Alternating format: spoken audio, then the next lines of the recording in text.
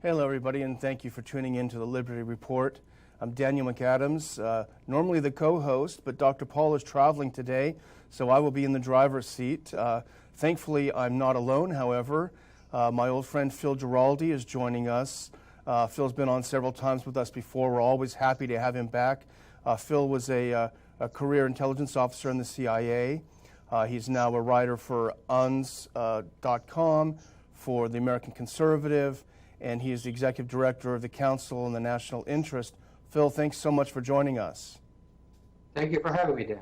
Well, today we're going to talk about our favorite subject, Phil. That's the neocons, and particularly the what appears as slightly of a neocon crack-up in the presidential race. You know, we obviously here at the Liberty Report, we not only do we not have any favorite candidates, we're pretty much pouring scorn on all of them. But however, we cannot help but observe what's happening to the American political scene, to the Republican Party. The neocon hissy fit over the ascendance of Trump, who they feel, rightly or wrongly, is not sufficiently loyal to their plans. Now, Phil, you've got a piece out on UNS today about this topic. Maybe if you can run us down a little bit and give the viewers your take on what the neocons are up to. Yeah, well, basically the piece makes the point, I think, that Trump seems to be taking a lot of criticism, much of it, of course, merited in terms of his own record, in terms of what he's been saying. But a lot of the criticism seems to be coming from neoconservatives, and it seems to be focused on his foreign policy. His foreign policy would seem, objectively speaking, to be one of his strong suits. He's saying a lot of sensible things about foreign policy. He's criticizing the march to war, for example. He's willing to talk to Putin. He's too willing to talk to the Iranians. So he's saying a lot of sensible things, and so it raises the quandary of why are these people so caustically attacking Trump again and again. And I come to a conclusion that a lot of it has to do with their viewpoint of relationships with defense contractors, with the Israel lobby, many groups that are in favor of an aggressive foreign policy, and that the neocons are essentially afraid of becoming dispensable, shall we say, if there's a change in administration.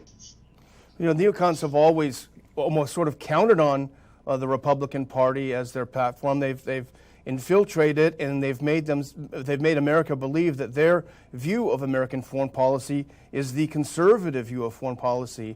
Obviously, we view that differently. We view the idea of a global empire, the opposite of conservatism. But they've kind of taken for granted the fact that they are the Republican Party. And you make a point in your article, the fear of being irrelevant, the neocon fear of being irrelevant. Do you think that the neocons may be losing their hold on the American electorate, and that's what really has them terrified? Well, one of the interesting things about the neocons is they've managed to infiltrate both parties. That they stress their relationships with the GOP, which of course are pervasive. They basically have defined foreign policy for the Republicans for at least the last 20 years. But they also have their inputs into the Democrats. Hillary Clinton is basically, in terms of foreign policy, a neocon. You know, she has basically had a number of neocons working for her at State Department, and a number of leading neoconservatives now are indicating that they're going to vote for her. So they have this bipartisan ability to shape foreign policy. Now, what we need to break this is a revolution. And what they're particularly fearful of is, from the left, a Bernie Sanders, who would be a revolutionary change in foreign policy, one suspects.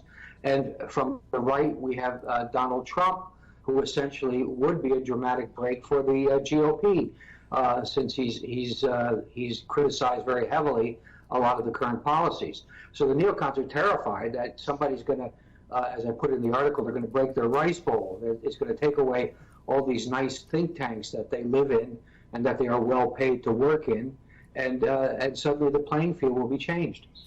You know, Dan Sanchez over at antiwar.com has an article out today which I think makes a good point, which is historically, if you look at something like the Trump phenomenon, you can look back to Reagan, who ran as a radical. He was a Goldwater conservative.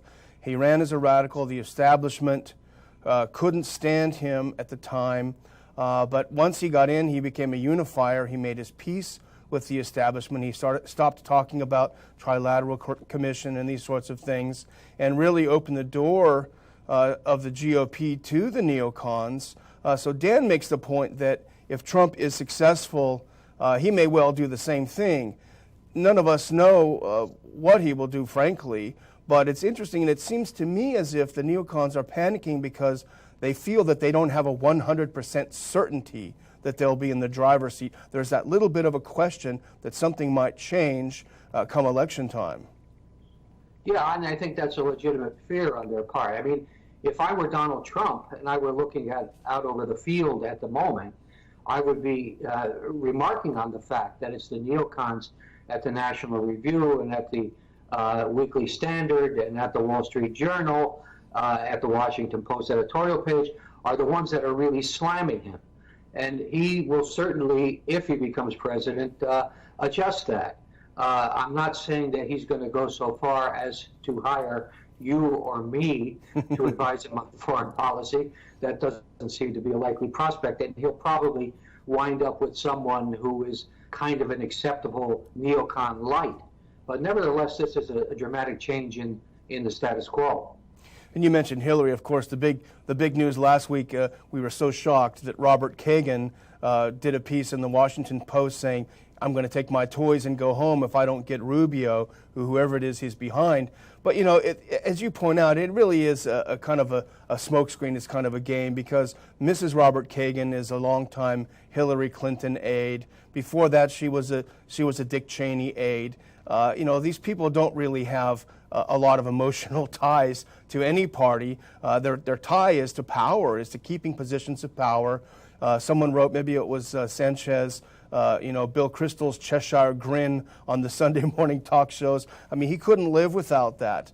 But what I'm wondering, actually, and just history may inform this, that the neocons, once they see if there is an inevitability of Trump, once they see that, how many, which ones will actually break off and start singing a different tune? This guy looks like he's going to get in power. We've got to do something. We already have people like Giuliani and Chris Christie, who I would say maybe not the neocon A team, but they certainly have been associated with neoconservative ideas. You know, will we see some sort of a landslide once they say, geez, this guy's going to win, we've got to start cozying up to him? Yeah, I think there will be some dancing back and forth on this issue. The neocon trick, of course, is to have both sides covered. So we'll have a number of neocons that will be advising Victoria Nuland, Kagan, who will be advising Hillary Clinton, and you'll have a number of neocons who will be advising Trump. As I say, it won't be the neocons who've made the biggest effort to smear Trump. It'll be some other neocons. Nearly all of the GOP candidates, I'm sure you're aware of this, are coming from the same pool of experts, so-called experts. It's the John Hay Initiative, it's Chertoff, it's all the people that came up with the Bush administration. And so it's inevitable that whoever becomes president will turn to these same experts to a certain extent. What we want to do, of course, people like ourselves, is to mitigate the extent to which it's necessity to turn to these people, because these people have been poisoned. Yeah, that's interesting. You'd mentioned that. I remember I wrote a piece a while ago, and I'm sure we mentioned it on the Liberty Report too, the John Hay Initiative. Every single candidate except for Rand Paul and Donald Trump were going there for their foreign policy experts. You know, we see, you know, certainly Rubio, if you look down the list of people he has, Dov Zakheim, plenty of others who are affiliated with this. The strongly worded letter, I think this is really funny, Phil, and I'm sure you'll appreciate it. The neocons wrote a strongly worded letter warning that they're going to jump to Hillary if Trump is successful, and it just reminds me of how absurd it is. These are the great experts. These are the guys who are behind the Iraq War, which is a disaster. They're behind our aggressive foreign policy in the Middle East, which has been a disaster. They were enthusiastic about Libya, even though that was a left-wing humanitarian intervention, which is a disaster. Everything they touch is a disaster. By what virtue does the America and the world consider these people experts? Do you ever wonder that? They find their virtue in the fact that they're a self-sustaining engine. They have their friends in the media, they have their friends in political circles, and so they kind of keep grinding on because they're self-approving. They approve of each other. When they write a book, they go and they put glowing blurbs about how great this book is. It all comes from them. So they've been able to run this self-sustaining engine for quite some while. That's why I think it would be interesting to take a stick and stick it in the spokes. And one should note the ultimate irony in all this, which is that Trump is a creation of the failed policies that they have been pushing. Trump would have no momentum if the policies that the neocons have been pushing for the last 20 years had actually been good for the country and effective. But of course they're not, and Trump is able to play this. He's able to say Iraq was a huge mistake. He's able to make himself look distinct from the rest of the Republican pact, and this has really benefited him. It's interesting, I don't think it was Kagan. I think it was the editorial board of the Washington Post, but one of these, they're all the same very much, referred to Trump as a Frankenstein monster. And I think, interestingly, what you said sort of suggests that is the case, but not in the way that they would have us believe. It's a Frankenstein monster that they created. And it's not just that, it goes back to the Ron Paul movement, how it was quashed through very nefarious means. And then the Tea Party arose, and look how quickly that was infiltrated by the neocons. All the anger against government was rerouted back toward wanting a more robust foreign policy. But the other thing, Phil, and I'm going to have to shut it down in a couple of minutes, but the other thing we haven't talked about is money, and I think money sustains the neocons. And some people have talked about the fact that America seems as if it's becoming an oligarchy. You have a few well-heeled billionaires who can really affect the political process in a very distorted and deformed way by sending millions of dollars here and there. We have Sheldon Adelson and Paul Singer, who are on the side of Rubio and Cruz. We have Haim Saban, who is on the side of Hillary.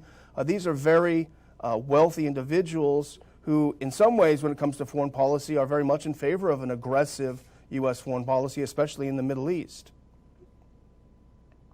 Yeah, well, that's obviously, follow the money is always a good line because it's true. The neocons, if you go through a list of their think tanks and other institutions in Washington, first of all, there's a multitude of these institutions. They're all well funded. And the neocons have senior positions that are basically sinecures.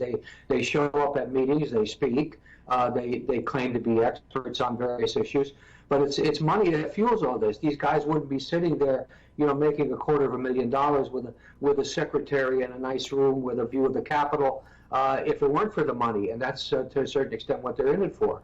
They pretend to be high-minded individuals doing things for the good of the United States, but that's a fraud. These people are in it for very clear objectives that are self-serving. Well, Phil, I think we could probably talk for another couple of hours about the neocons and not exhaust all the topics. But I think just chatting with you a little bit about the neocon crack-up and where we expect things to go, I certainly appreciate drawing from your expertise. Unfortunately, I don't think they'll be defeated at the ballot box because of the very reasons that you've mentioned. But you and I and Dr. Paul and so many others are fighting a different kind of battle of ideas, and hopefully we'll be able to slowly but surely turn the tide toward a more pro-American and a more rational foreign policy. So thank you so much for joining us, Phil. We really enjoy having you. And I want to thank you, the audience, for tuning in to the Liberty Report. Remember, supporting the alternative media, the Liberty Report, the Ron Paul Institute, and so many others is important if you want to continue getting information that's not chewed up and spit out by the mainstream. So please subscribe to the Ron Paul Liberty Report, youtube.com/, someone reminded me, Ron Paul Liberty Report. Check out what we do at the Ron Paul Institute. We have new articles up every day. Get in touch with us, support us, give us your feedback. We rely on you when we want to help you understand some of the things that we've been working on for so long. So thanks once again for tuning in to the Liberty Report. Please come back soon.